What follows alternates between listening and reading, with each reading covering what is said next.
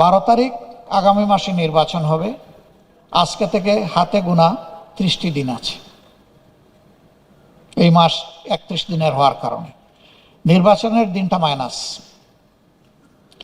জাতীয় জীবনে এই নির্বাচনের গুরুত্ব সীমাহীন। আগের নির্বাচনগুলো কিছু কিছু ডিসপিউট থাকলেও নির্বাচন তো একটা ফর্মে হয়েছে, কিন্তু তিনটা নির্বাচন 14, 18, 24 এটা নির্বাচনের কোনো মিনিমাম ফরম্যাটে পড়ে না। এর সাক্ষী আমরা সবাই। এখন যাদের বয়স 35 থেকে 36 তারা জীবনে একটা ভোটও দেওয়ার সুযোগ পায়নি, যদিও তাদের 3 বার ভোট দেওয়ার কথা। তাদেরকে ডিপ্রাইভ করা হয়েছে, সারা নেশনকে ডিপ্রাইভ করা হয়েছে। এখন আগামী ইলেকশনটা কেমন হওয়া উচিত? আমি ইলেকশনের কোনো পার্টির পক্ষে কোনো ক্যাম্পেইন করব না, কথা বলবো না, এটি এখন বলা উচিত নয় এই সময়টা। বাট কি ধরনের ইলেকশন আমরা চাই? আমরা এমন একটা নির্বাচন চাই যেখানে প্রত্যেকটি ভোটার নাগরিক ভোট সেন্টারে যাবে উইথ প্লেজার অ্যান্ড কমফর্ট। তার সামনে অন্য কোনো চ্যালেঞ্জ থাকবে না, অন্য কোনো চিন্তা থাকবে না যে আমার ভোটটা আমি দিতে পারবো তো, ভোট দেওয়ার পরে আমার ভোটের রেজাল্ট এবং রিফ্লেকশন আমি পাবো তো, এরপরে রেজাল্ট যখন হবে তখন আমি আমার প্রত্যাশার দেশটি সমাজটি আমি পাবো তো। এই ধরনের প্রশ্ন তার মধ্যে জাগবে না। যদি সেই পরিবেশ আমরা নিশ্চিত করতে পারি তাহলে এই নির্বাচন হবে সুষ্ঠু, নিরপেক্ষ এবং গ্রহণযোগ্য। এই জাতির গর্বের দৌড়ে আরো কিছু নাম অবশ্যই গৌরবের। মুক্তিযুদ্ধের সময় যিনি নেতৃত্ব দিয়েছিলেন, আপনাদেরই অগ্রজ জেনারেল আতাউল গনি উসমানী, তাকেও এই জাতির মানুষপট থেকে ভুলিয়ে দেওয়ার চেষ্টা করা হয়েছে। তার জায়গাটার স্বীকৃতিও দেওয়া হচ্ছে না। স্বাধীনতার পতাকা প্রথম উত্তোলন করেছিলেন একজন যুবক, তার নামটাও আসে না, আসম আব্দুর রব। যার যেখানে অবদান তার স্বীকৃতি না দিলে ভবিষ্যতে এ জাতির জন্য কেউ এগিয়ে আসবে না এবং কোনো বীরেরও জন্ম হবে না।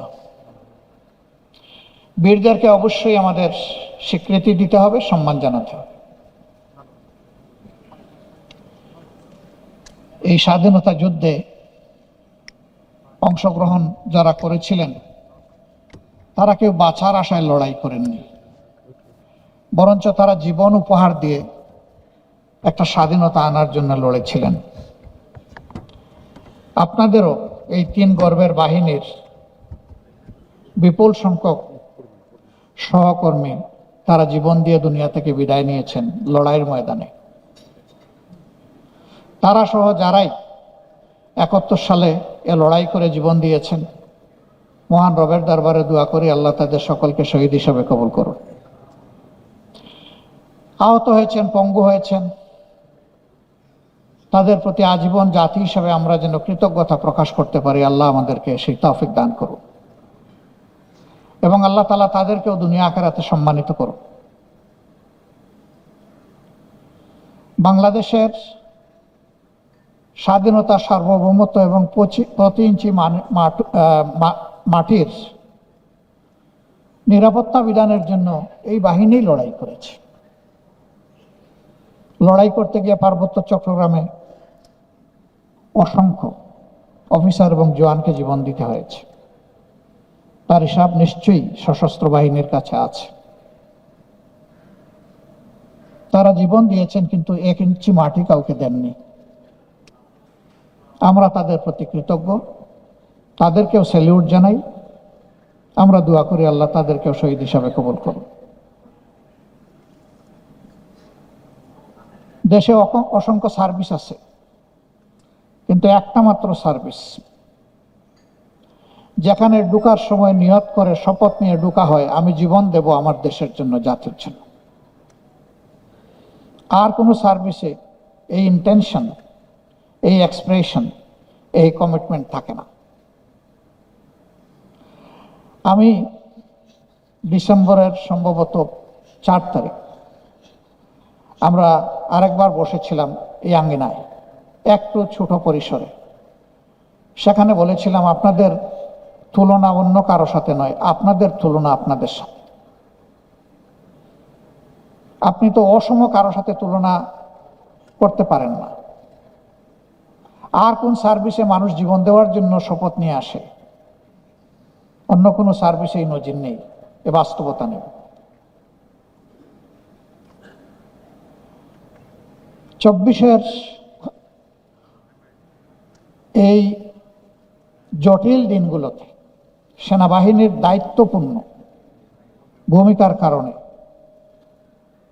এটা আমার এবং আমাদের দলের পারসেপশন, জাতি নির্ঘাত একটা সিভিল ওয়ার থেকে রক্ষা পেয়েছে। এখানে শুধু সার্ভিং অফিসার বা যারা এখন আছেন সেনাবাহিনী বা সশস্ত্র বাহিনীতে তারা না, যারা ইতিমধ্যে সশস্ত্র বাহিনী থেকে অবসরে গিয়েছেন অথবা জোর করে যাদেরকে অবসরে পাঠানো হয়েছে, তাদের সকলেরই দায়িত্বপূর্ণ সাহসী ভূমিকা ছিল। এই ভূমিকার জন্য আবারও আপনাদেরকে সেলিউট। 3 তারিখ থেকে শুরু করে আপনারা যে ভূমিকা রেখেছেন 3, 4 এবং 5 তারিখ, এই ভূমিকাটা না রাখলে সম্ভবত আজকে বাংলাদেশে এই হলে এখানে দাঁড়িয়ে আমি কথা বলতে পারতাম না। সম্মানের সাথে আপনাদেরকে একটুখানি দাওয়াত দিয়ে এখানে হাজির করতে পারতাম না। সেই পরিবেশ এই বাংলাদেশ উইটনেস করত না।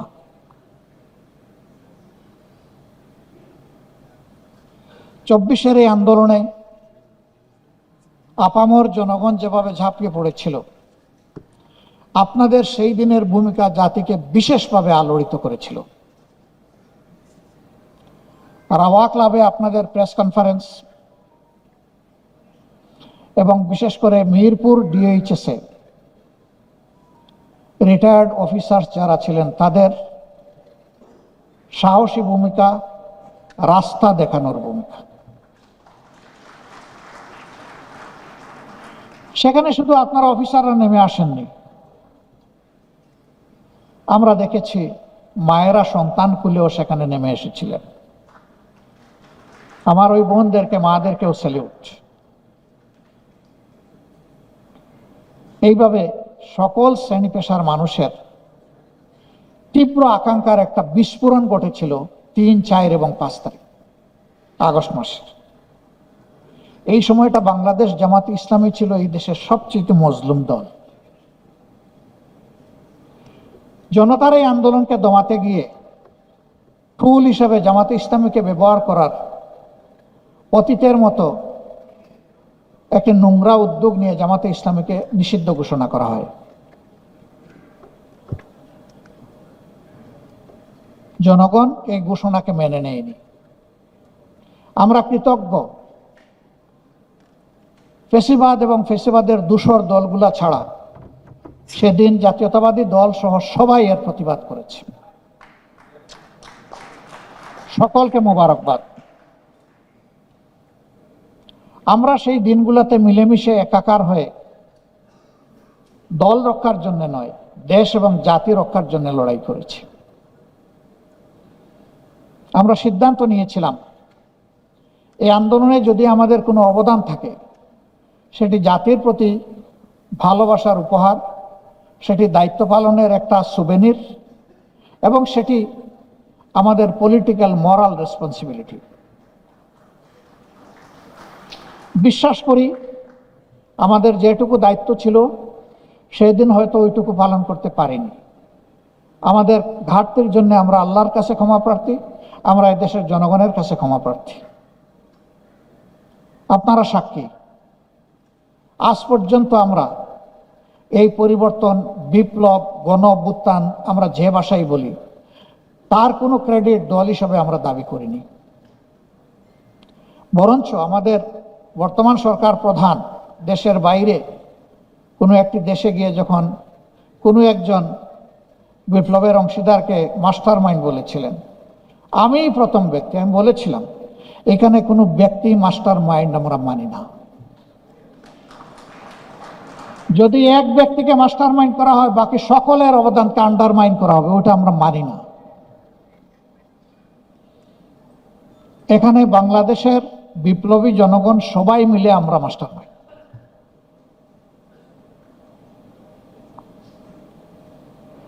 অনেকে এই লড়াইয়ে বিপ্লবে যারা শহীদ হয়েছেন তাদের জন্য দলীয় পরিচয় দিয়েছেন যে আমাদের দলের এতজন শহীদ হয়েছে। আমাদেরকে সাংবাদিক বন্ধুরা প্রশ্ন করেছেন যে আপনাদের কতজন। আমরা বলেছি ইন এ ইনডিফারেন্ট ওয়ে, সবাই আমাদের, বাট আমাদের দলের নয়, এই জাতির। আমরা শহীদদেরকে কোনো দলীয় পরিচয় দিতে চাই না, তারাই জাতির সম্পদ। দলীয় পরিচয় দিলে তাদের সম্মানকে খাটো করা হবে। আমাদের প্রিয় সেনাবাহিনীকে আমরা ওই জায়গায় পেয়েছি, আমরা এটাকে নিয়ে আরো এগিয়ে যেতে চাই। বাংলাদেশের কালচারে কিছু বিষয় বেমানান, কেন জানি কোনো একটা জায়গায় কনফিডেন্সের অভাব, এটা মাঝে মাঝে পরিলক্ষিত হয়। সে ফর এক্সাম্পল, আমাদের ডিফেন্স মিনিস্ট্রি রাষ্ট্রের চিফ এক্সিকিউটিভের হাতে থাকবে। তার তো লটস অফ জব, তিনি তো সব মিনিস্টারকে সুপারভাইজ করবেন, তিনি গার্জিয়ানশিপ দেবেন। সাচ এন্ড সাচ মিনিস্ট্রি যদি তার হাতে থাকে, এইটার হক তিনি কিভাবে আদায় করবেন আলাদাভাবে? বরঞ্চ এই জায়গাটায় ডিফেন্সে যারা অভিজ্ঞ, যারা জীবন দেওয়ার শপথ নিয়ে জাতিকে সার্ভিস দিয়েছেন, তাদের মধ্যে থেকে পটেনশিয়াল লোককে আনলে আমার অসুবিধাটা কোথায়?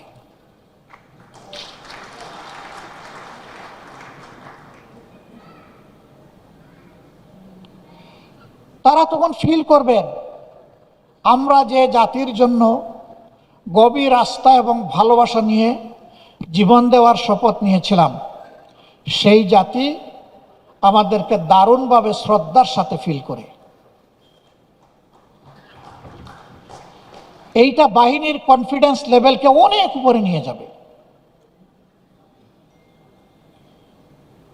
ইয়েস, প্রধান উপদেষ্টারও একটা অ্যাকাউন্টেবিলিটির জায়গা থাকতে হবে, প্রধানমন্ত্রীরও থাকতে হবে, প্রেসিডেন্টেরও থাকতে হবে। নান অ্যাবাভ দি অ্যাকাউন্টেবিলিটি। এটা একটা মিউচুয়াল চেক অ্যান্ড ব্যালেন্সের ব্যাপার, সেটা থাকবে। অন্য 10টা অ্যাভিনিউর জন্য যেমন হবে, আমাদের প্রিয় গর্বের সেনাবাহিনীর জন্য সেটা হবে।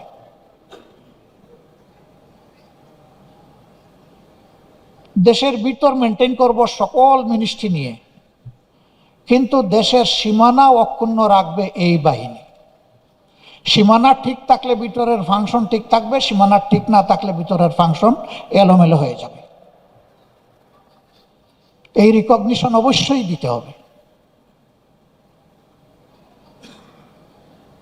কেউ যদি মনে করেন, আমি খোলামেলা কথা বলা মানুষ, যে সেনাবাহিনীর হাতে ওইগুলা সব তুলে দিলে যে কোনো সময় গদি উল্টে যেতে পারে, তুলে না দিয়েও তো গদি উল্টে যায়। গদি কি উল্টে নাই? গদি উল্টার মতো পরিবেশ সৃষ্টি হলে গদি কিন্তু উল্টে যায়। তো গদির ভয় না করুন, দেশটাকে ভালোবাসুন। আপনাকে গদিতে বসিয়েছে জনগণ, তাদের লাইফ, ওয়েলথ এন্ড ডিগনিটি পাহারাদারি করার জন্য। সেই জায়গার জন্য রাষ্ট্রের এই 2টা গুরুত্বপূর্ণ দিক, শাসন যন্ত্রে যারা থাকবেন আর দেশ রক্ষায় যারা থাকবেন, তাদের মাঝে বোঝাপড়া হতে হবে একদম পয়েন্ট টু পয়েন্ট। এখানে সামান্য কোনো গ্যাপ হলে দেশ ক্ষতিগ্রস্ত হবে।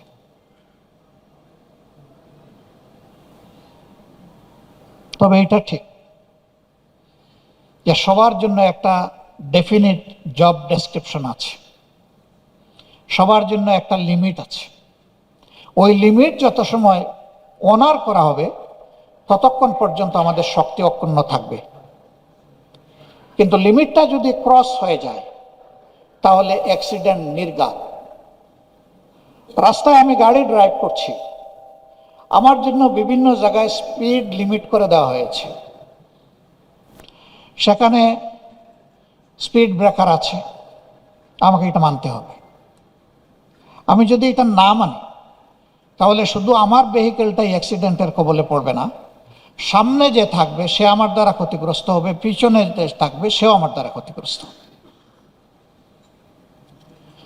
এইটা সবাইকেই মানতে হবে, এটা শুধু সেনাবাহিনীর ব্যাপার না, এটা আমাদের সবার ব্যাপার। এই লিমিট যেখানেই ক্রস করা হয় সেখানেই বিপর্যয় অনিবার্যভাবে নেমে আসে, ওখানেই ফেসিবাদের জন্ম হয়। আমরা যদি এই ফেসিবাদকে চিরদিনের জন্য আমরা রেড কার্ড শো করতে চাই তাহলে এই জায়গাগুলার বোঝাপড়া আগে আমাদেরকে পরিষ্কার করে নিতে হবে। ওই Bangladesh Jamaat Islami is committed to that. আমাদের কমিটমেন্ট হচ্ছে every professional will discharge his or her duties without any fear and pressure.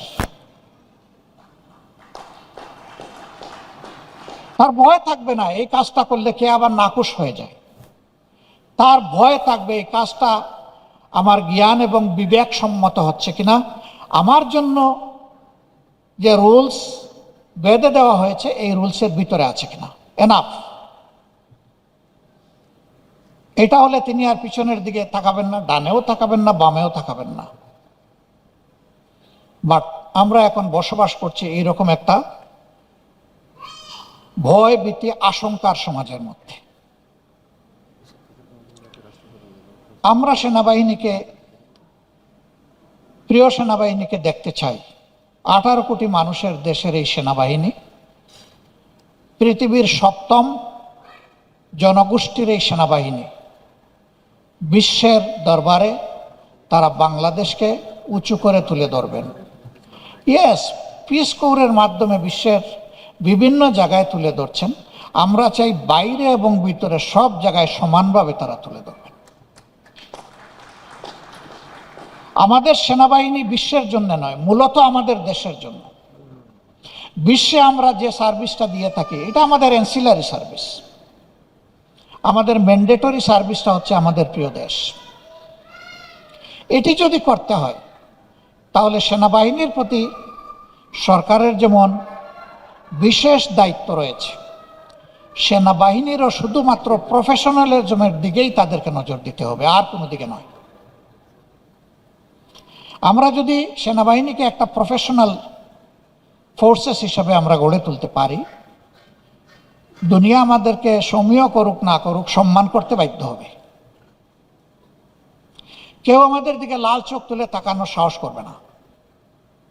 আমাদের সেনাবাহিনীর সাইজ কত বড় এটা বড় কথা না, আমাদের সেনাবাহিনীর উইজডম, কারেজ এন্ড ট্যাকটিক, এই 3 জায়গায় আমাদের সেনাবাহিনী কোথায় আছে এটা হচ্ছে বড় কথা। আমরা ওই 3 জায়গাকে একদম আয়রনিক করে আমরা এই জায়গাগুলা দেখার পক্ষে। সম্মানিত বন্ধুগণ, জাতি এখন একটা ক্রস রোডে। 12 তারিখ আগামী মাসে নির্বাচন হবে, আজকে থেকে হাতে গোনা 30টি দিন আছে। এই মাস 31 দিনের হওয়ার কারণে নির্বাচনের দিনটা মাইনাস। জাতীয় জীবনে এই নির্বাচনের গুরুত্ব সীমাহীন। আগের নির্বাচনগুলো কিছু কিছু ডিসপিউট থাকলেও নির্বাচন তো একটা ফর্মে হয়েছে, কিন্তু 3টা নির্বাচন 14, 18, 24 এটা নির্বাচনের কোনো মিনিমাম ফরম্যাটে পড়ে না। এর সাক্ষী আমরা সবাই। এখন যাদের বয়স 35 থেকে 36 তারা জীবনে একটা ভোটও দেওয়ার সুযোগ পায়নি, যদিও তাদের 3বার ভোট দেওয়ার কথা। তাদেরকে ডিপ্রাইভ করা হয়েছে, সারা নেশনকে ডিপ্রাইভ করা হয়েছে। এখন আগামী ইলেকশনটা কেমন হওয়া উচিত? আমি ইলেকশনের কোনো পার্টির পক্ষে কোনো ক্যাম্পেইন করব না, কথা বলবো না, এটি এখন বলা উচিত নয় এই সময়টা। বাট কি ধরনের ইলেকশন আমরা চাই? আমরা এমন একটা নির্বাচন চাই যেখানে প্রত্যেকটি ভোটার নাগরিক ভোট সেন্টারে যাবে উইথ প্লেজার অ্যান্ড কমফর্ট। তার সামনে অন্য কোনো চ্যালেঞ্জ থাকবে না, অন্য কোনো চিন্তা থাকবে না যে আমার ভোটটা আমি দিতে পারবো তো, ভোট দেওয়ার পরে আমার ভোটের রেজাল্ট এবং রিফ্লেকশন আমি পাবো তো, এরপরে রেজাল্ট যখন হবে তখন আমি আমার প্রত্যাশার দেশটি সমাজটি আমি পাবো তো, এই ধরনের প্রশ্ন তার মধ্যে জাগবে না। যদি সেই পরিবেশ আমরা নিশ্চিত করতে পারি তাহলে এই নির্বাচন হবে সুষ্ঠু, নিরপেক্ষ এবং গ্রহণযোগ্য। আমাদের দিক থেকে আমরা ফুললি কমিটেড। আজকেও ইউরোপিয়ান ইউনিয়নের চিফ অবজারভেশন টিমের যিনি চিফ, তিনি আমরা একসাথে বসেছিলাম। ওনাকে যখন বললাম যে আমরা এই নির্বাচনকে একটা আইকনিক নির্বাচন হিসেবে দেখতে চাই, যেটা আমাদের প্রধান উপদেষ্টা বলেছেন, যেটা নির্বাচন কমিশন বলছে, আমরা এটাকে কথায় নয় কাজে দেখতে চাই। এবং এটাকে এভাবেই যদি আমরা দেখতে চাই তাহলে আমাদের প্রত্যেকটা ভোটিং বুথকে সিকিউর করতে হবে। এর জন্য প্রয়োজন হবে প্রত্যেক বুথে সিসি ক্যামেরা সেট করা। এ দাবি আমরা মূল থেকে করে আসছি, কিন্তু আমরা আমাদের সরকার এবং ইলেকশন কমিশনকে রিলাক্টেন্ট দেখতে পাচ্ছি। Where is the problem? মানি 28 লক্ষ কোটি টাকা বাংলাদেশ থেকে লন্ডার করে বাইরে পাঠানো হয়েছে, আর এর বাইরে আরো যেগুলো লুট করা হয়েছে সেটার হিসাব কিন্তু কেউ জানে না। এ দেশ ওই দিক থেকে গরিব নয়। এই চুরি চামারি বন্ধ করলে এই দেশ সামনের দিকে জাম দিয়ে এগিয়ে যাবে। এখানে যদি 500 কোটি 1000 কোটি টাকা লাগে, এটা অবশ্যই করা উচিত, কারণ একটা গুড গভর্নেন্সের পূর্ব শর্ত হচ্ছে একটা ফেয়ার অ্যান্ড গুড ইলেকশন। যদি প্রত্যেক বুথে এটা সেট করা থাকে এবং এটা যদি সেন্ট্রাল মনিটরিংয়ের আন্ডারে থাকে তাহলে প্রত্যেকের বুকও কাঁপবে, হাতও কাঁপবে কিছু করতে। তখন ল এনফোর্সার্সের সংখ্যা যদি কিছু কম হয়, ওইটা বাকি অভাব পূরণ করে দেবে। এটা সেনাবাহিনীর পক্ষে সম্ভব নয়। আমাদের দেশে 40,000 42,000 সেন্টারে এইরকম সেনাবাহিনী ডিপ্লয় করা, এটা আমরাও বুঝি এটা সম্ভব না, কিন্তু ওই সেনা সেখানে সিট করে দিলে সেনাবাহিনীরই গ্যাপটা ফিল আপ করবে। এখন পর্যন্ত আমাদের সরকার এটা শুনছেন না। আমরা কিন্তু আমাদের জনগণের উপর গভীর আস্থাশীল, 100% আস্থা আছে আমাদের জনগণের। জনগণ যাকে পছন্দ তাকে ভোট দেবে, কিন্তু তার পছন্দের ভোট দেওয়ার পরিবেশ নিশ্চিত করে দিতে হবে সরকার এবং ইলেকশন কমিশনকে। এখন পর্যন্ত এটি হয়নি, আমরা সবাই প্রত্যক্ষ করছি। তবে আমরা আশাবাদী থাকতে চাই এটা হবে, এবং আমরা বলতে চাই এটা করতে হবে।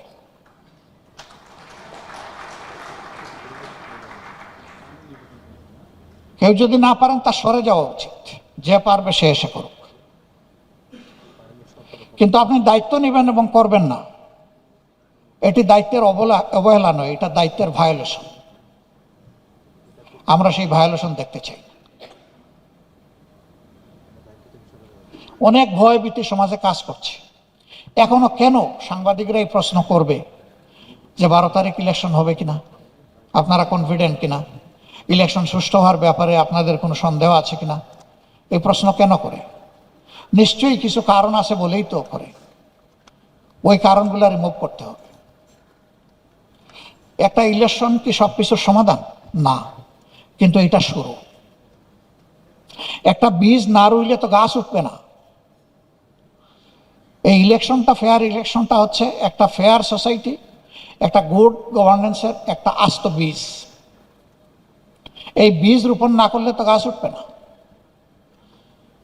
আর আল্লাহর কসম, আমরা ওই বিগত 3 নির্বাচন বা 4 নির্বাচনের মতো কোনো নির্বাচন দেখতে চাই না।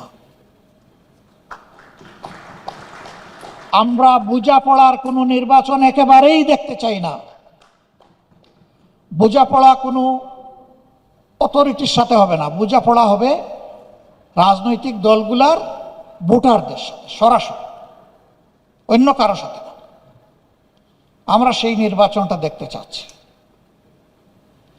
যদি আমরা সবাই মিলে সচেতন দেশবাসী, আমরা যদি সচেতন থাকি, আমাদের বিশ্বাস যদি কেউ কোনো ধরনের মেকানিজম করার চিন্তা মাথায় এসেও থাকে, তারা পালাতে বাধ্য হবে ইনশাআল্লাহ।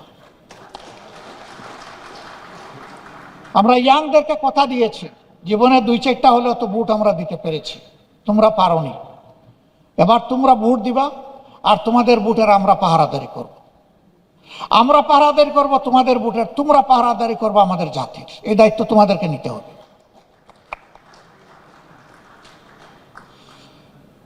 এখানে আমরা যারা উপস্থিত আছি, আমার বয়সের একটা পর্যায়ে চলে এসেছি, কিন্তু এটাই মিন করে না যে আমরা সব এনার্জি হারিয়ে ফেলেছি। আমি সম্মানিত ভাইদের সাথে যখন হাত মিলাচ্ছিলাম, তখন মনে হচ্ছিল এখনো তিনি যোদ্ধা।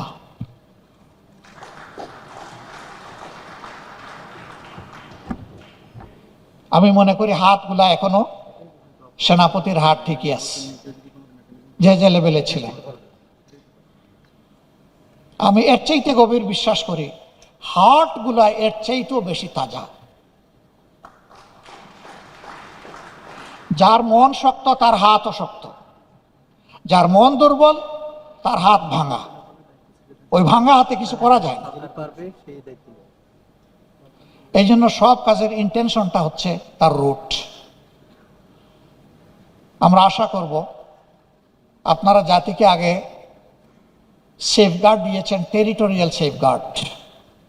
এখন আপনাদের দীর্ঘ অভিজ্ঞতা থেকে, সামাজিক দায়বোধের জায়গা থেকে, আগের দায়বোধের জায়গা ছিল রাষ্ট্রীয় দায়বোধ, এখন দায়বোধের জায়গাটা হচ্ছে সামাজিক দায়বোধ। এই দায়বোধের জায়গা থেকে আপনারা এগিয়ে আসবেন। এটি জরুরি নয় যে আপনাদের সকলকে জামাতে ইসলামীতেই জয়েন করতে হবে, বাট এটি জরুরি শেষ বয়সে পরবর্তী প্রজন্মের জন্য ভালো কিছু আমাদেরকে দিতে হবে ইনশাআল্লাহ। আমি ওয়েল কনফিডেন্ট আপনারা পারবেন, আমরা পারবো ইনশাআল্লাহ। আমরা কমিটেড দেশপ্রেমিকগুলার হাত এক জায়গায় করার চেষ্টা করছি। বলবেন যে এর বাইরে যারা, তারা কি দেশপ্রেমিক না? হ্যাঁ, সোনা খাঁটি না বেঁকি, এটা বোঝার জন্য কষ্টি পাথরে গোসা মারতে হয়। আমরা 3টা গোসা দিয়েছি। এই 3 গোসায় যারা টিকবে, আমরা বিশ্বাস করি জাতির প্রতি তাদের কমিটমেন্ট আছে। Number 1, will fight together against corruption. নিজে করাপশন করব না এবং কাউকে করাপশন করতে দেব না। নাম্বার 2,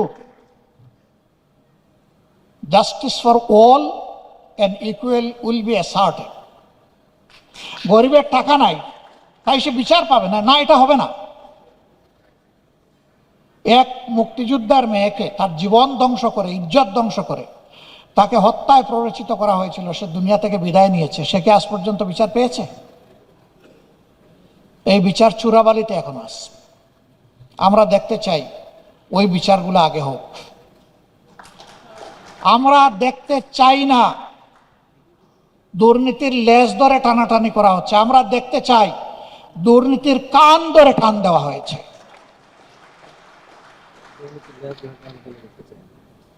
ডাল পাতা ধরা নয়, মূল ধরে টান মারতে হবে। হ্যাঁ, তাও আমরা বুঝি যে এই কাজ অত সহজ নয়, যত সহজে বলে ফেললাম।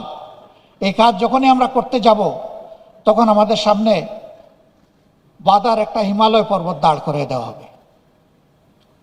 বাট এই মানুষকেই তো আল্লাহ সক্ষমতা দিয়েছেন হিমালয় পর্বত জয় করার। ইনশাআল্লাহ আমরাও দুর্নীতির বাধা হিমালয় পর্বতকে আমরা ডিঙ্গাবো ইনশাআল্লাহ। সময় যা লাগুক সমস্যা নাই। জীবন একবারের জন্য, একজনই শুধু 2বার এই পৃথিবীতে আসবেন, দ্বিতীয় আর কেউ আসবেন না। তিনি হচ্ছেন ঈসা ইবনে মরিয়ম আলাইহিস সালাম। তিনি ভাগ্যবান যে তিনি দুইবার দুনিয়া আসবেন, একবার এসেছেন আবার আসবেন। আমরা কেউ দ্বিতীয়বার আর আসবো না। অতএব আমাদের এই জীবনটা খেকশিয়ালের জীবনের মতো না হয়ে সিংহের মতো হোক।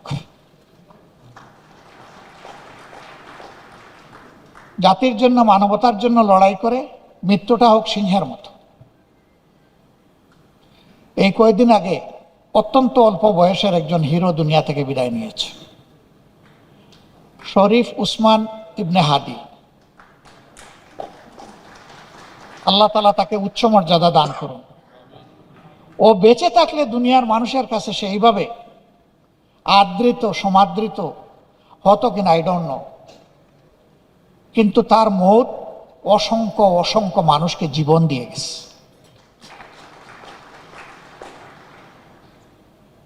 আমরা এইরকম সন্তানদের নিয়ে গর্বিত। 24-এর লড়াইয়ে 4 বছরের শিশু থেকে শুরু করে 62 বছরের বৃদ্ধ পর্যন্ত নিহত হয়েছে। আমরা তাদের প্রত্যেকের ঘরে বাড়িতে পৌঁছার চেষ্টা করেছি। এর মধ্যে 62 ভাগ মানুষ তারা একেবারেই নুন আনতে পান্তা ফুরায়। কেউ একজন রাস্তার ছোট্ট হকার, কেউ রিক্সা চালক, কেউ ঠেলা চালক, কেউ গার্মেন্টস কর্মী। এই সংখ্যাটা হলো 62%। আমি একটা ফ্যামিলিতে গিয়েছিলাম রাজশাহী। সে নারায়ণগঞ্জে একটা গার্মেন্টস ফ্যাক্টরিতে চাকরি করতো, একজন শ্রমিক। বাড়িতে গিয়েছে 3 দিন আগে।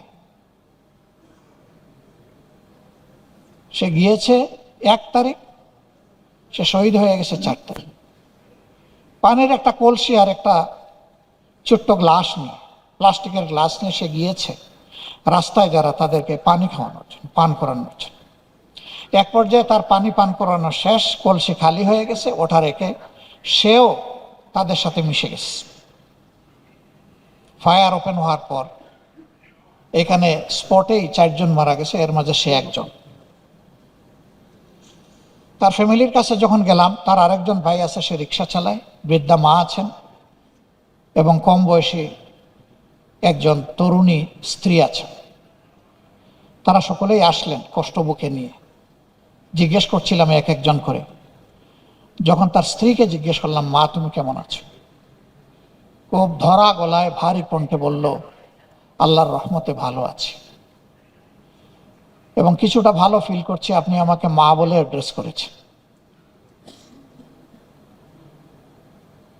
আমি তো ভালো আছি, কিন্তু কিন্তু বলে সে ব্রেকডাউন করলো, এখন আর কথা বলতে পারে না। অনেকক্ষণ পরে নিজেকে সামাল দিয়ে কেঁদে কেঁদে বলল, আমি তো 5 মাসের গর্ভবতী, আমার গর্ভের সন্তানের কি হবে, আমি তো গরিবের মেয়ে। কিন্তু ওই ছেলেটা যে গিয়ে জীবন দিয়েছে, সে ফিরে তাকায়নি। আমি রিক্সাওয়ালার ভাই, আমি গরিবের মেয়ের স্বামী, আমি এক দুঃখিনী মায়ের সন্তান, সে ওই দিকে তাকায়নি। সে তাকিয়েছে আপনার আমার দিকে, গোটা সমাজের দিকে, বাংলাদেশের জনগণের দিকে, মানুষের অধিকারের দিকে। 8 পাস এই ছেলেটি জীবন দিয়েছে, তার সবচেয়ে মূল্যবান সম্পদ উজাড় করে দিয়ে সে দুনিয়া থেকে বিদায় নিয়েছে। আমি তখন মেয়েটিকে সান্ত্বনা দেওয়ার ভাষা হারিয়ে ফেলেছিলাম। তার চোখের বাদ ভাঙ্গা পানি আমাদের সকলকে কাঁদিয়েছে। এরপরে নিজেদেরকে সামলে বলেছিলাম, মা তুমি তোমার সন্তান, আমরা যেমন থাকবো ইনশাল্লাহ তুমিও তেমন থাকবে। তোমার এই সন্তান বড় না হওয়া পর্যন্ত তোমার সাথে আর তোমার এই শাশুড়ির পরিবারের সাথে আমরা আছি। আমরা বলেছি যে এখন থেকে আমরা একই পরিবারের সদস্য এবং আমরা এইভাবেই চলবো ইনশাআল্লাহ। আপনারা দোয়া করবেন, আমরা এটা মেনটেন করে যাওয়ার চেষ্টা করছি। আমাদের খরচপাতি এদিক সেদিক হতে পারে, কিন্তু ওই দুঃখী পরিবার এবং এর মতো আরও কয়েকটি পরিবার আছে, আমরা ঠিক মাসের 1 তারিখ তাদের প্রয়োজন আর আমাদের সামর্থ্য এই দুইটাকে সমন্বয় করে তাদের হাতে আমাদের একটা গিফট পৌঁছে যায়। এটা দান নয়, অনুদান নয়, এটা আমাদের ডিউটি। যারা জীবন দিয়ে জাতিকে জীবন এনে দিয়েছে, তাদের পরিবারের সদস্যদের জীবনের প্রতি আমাদেরকে সম্মান দেখাতেই হবে। তাহলে বেশি বেশি করে বীরের জন্ম হবে এই দেশে ইনশাআল্লাহ।